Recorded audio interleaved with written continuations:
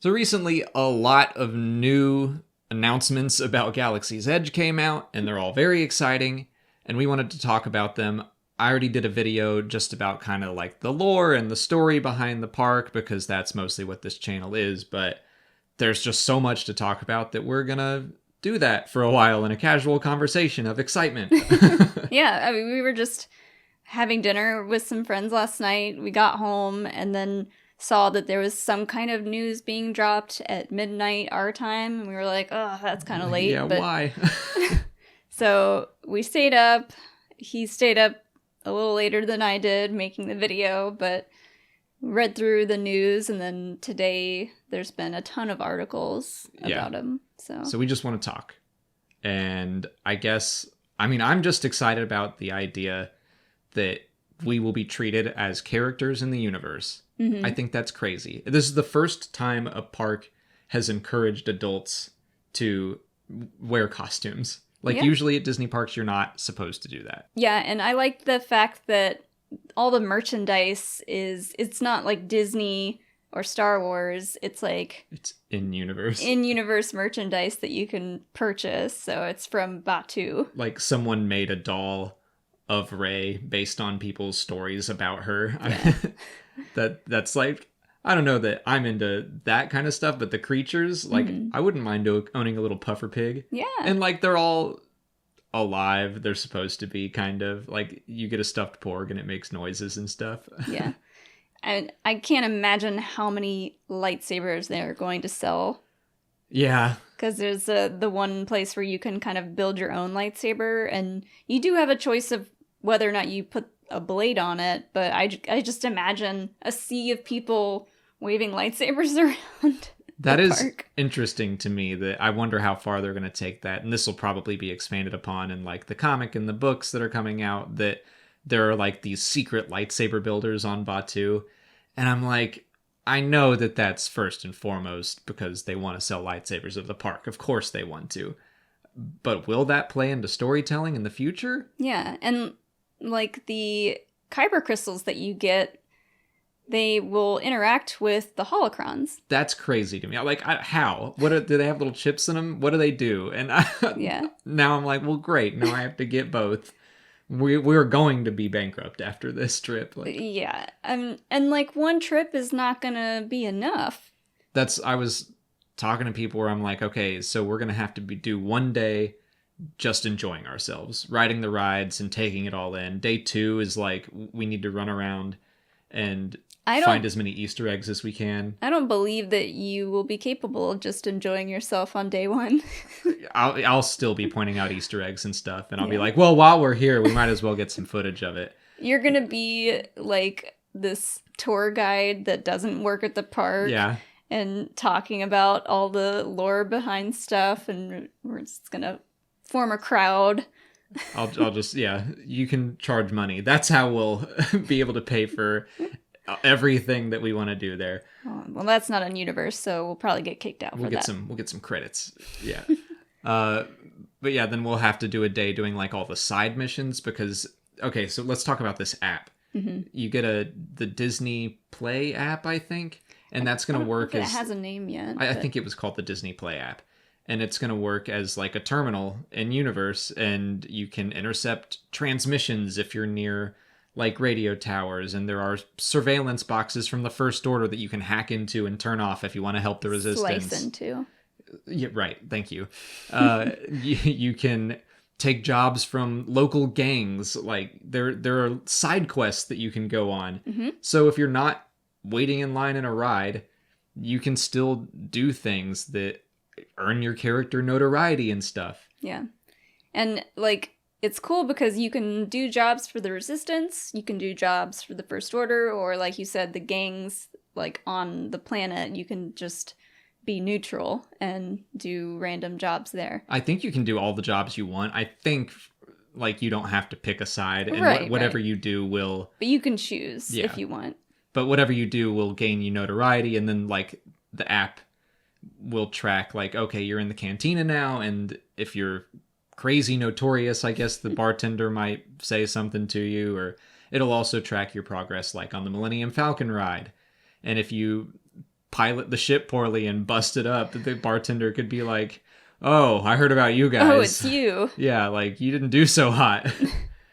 And speaking of that Falcon ride, like we saw the footage of the Hondo Ohnaka animatronic, which is insane. So cool. It's like this 7-foot tall, fully animatronic thing, and like it's 7 feet tall. Mm-hmm. I didn't read anything about its specifications, but that's huge. Yeah, and it's like it's got directional speakers on it. It's got like 1,000 different phrases and a bunch of different movements in just the face alone. Oh, I mean, just watching it talk, like it's like it bonkers. talks and it kind of like it moves fluidly like a human. Its arms around, yeah.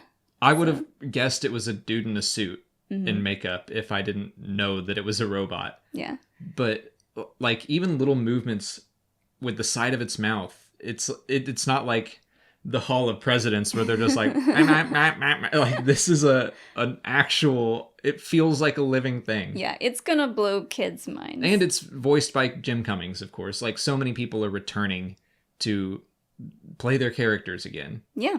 So in the Resistance ride, Rey, Finn, Poe, BB-8, like all the actors are doing the voices, and they've Adam Driver too. And Adam Driver, and they've done on-screen capture for that ride. So they didn't really go into many details about that one. Yeah. I think they're keeping that a little under wraps, and like there's this whole story behind why the First Order and the Resistance are there in the first place, which could potentially tie into Episode 9. Like they're looking for something. So, and I have heard rumors of a MacGuffin in Episode 9, which I love a good MacGuffin story. It's very Yeah. Indiana Jones. And JJ likes to do that. He does. In the First Order, their presence there is going to be shown by the 709th Legion, also known as Red Fury. They're like the First Order's elite group, and they apparently fly TIE Echelons, which is a new TIE variant, hasn't been seen yet, but has been described as like a mix of Kylo Ren's TIE Silencer and Darth Vader's TIE Advanced. So, I don't know. Do with that what you will, but a new TIE fighter developed for the park. Maybe it'll show up in Episode 9. I don't know. Yeah. Let's talk about the Falcon ride a little more since we mentioned Hondo. And it is tied into the Pirate's Price book, which I talked about when I reviewed that he's got like this legitimate operation that's not really like it's a front for smuggling. But you're going to like enter through his shop, and the line, it sounds like there's a lot to do in that line and in any line, which is good. Yeah. Like they're going to keep you entertained. You'll see crates that you can scan with your phone. It'll tell you what's inside each crate, which, I mean, I'm going to eat that up. Yeah, yeah. And one more thing I read about the app, like you'll need Wi-Fi to download the app itself, but everything else is Bluetooth. Okay, cool. So you will absolutely need to bring like a battery pack for your phone, because you're going to have your phone out the entire time. So I know we will. I'm sure they'll be selling phone battery. Smart. Whatever the Star Wars version of a... Little gonk droids! You just have one follow you around with your phone plugged into it. Well, yeah. We need to write an email about that right now. Guys, I'm sure they're on it. They're all over it. Yeah. I know they know how to squeeze money out of these unsuspecting tourists. But then, so you get to the Falcon, and it's groups of 6 take on the ride. And this is both brilliant and so frustrating because there are 3 jobs, and 2 people take on each job at a time. 2 people pilot, 2 people are gunners, and 2 people are flight engineers. So they're like repairing the ship, putting out fires, fixing any damage that happens. But it's like, you're going to want to try all 3. And so you got to ride the ride 3 times. Yeah. Which, I mean, you can only scan those boxes so many times. But I have to like get in that gunner seat and try that out. Like I'm wearing my, I that's a dream. Yeah. And it's cool that the line goes through the Falcon. Like hopefully it doesn't hurt your thumbs. Yeah, I hope, really hurt my thumbs. Part of the waiting area is in the Falcon with the holo chess table. And they said by design, you take a pause in there. Like you get a chance to take pictures and explore. Like they want you to be able to chill out in that area for a while, which is cool. Yeah.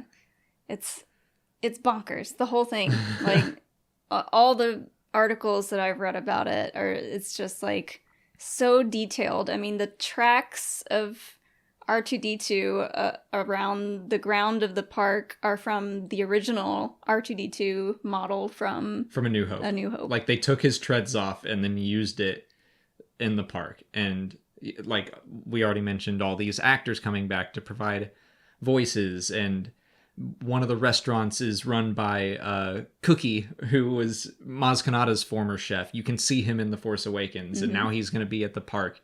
And is it the antiquities place that the guy is mentioned in Solo? Uh-huh. He's had a handful of mentions, and Solo's the big one, and then a couple of other stories. And yeah, you can, in his shop, buy old Jedi relics and like lightsaber hilts from people you know. Like apparently Ahsoka's lightsabers will be there, and like that's going to be where the expensive stuff is. And then you can build your own droid, and there's so many things you can do. Oh, the cantina is, like we guessed from Thrawn Alliance's, like drinks mentioned in that book. Yeah, you can order the drink that Padme orders from that book. Yeah, like, I mean, of course it's all just real world drinks with Star Warsy names, but still. Yeah.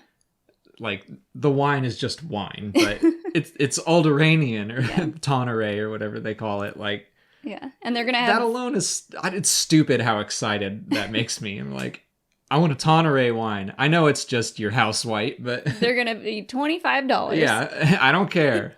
Yeah, they're gonna have blue and green milk, which we found out today is just gonna be like it's a plant-based milk, so either coconut or almond milk. And I think I read rice, actually. Rice milk, okay. Because nut allergies, probably. Okay, so some sort of rice milk berry smoothie. Which, because like people were like, Florida, California, hot weather, drinking milk. No thanks. Those don't go together. I mean, I would do it, but wouldn't be crazy happy about it. Yeah. All the food is, of course, named after Star Wars animals. Haven't seen Nerf nuggets pop up anywhere. A little disappointed in that. Yeah, there's... but one of the dishes is like...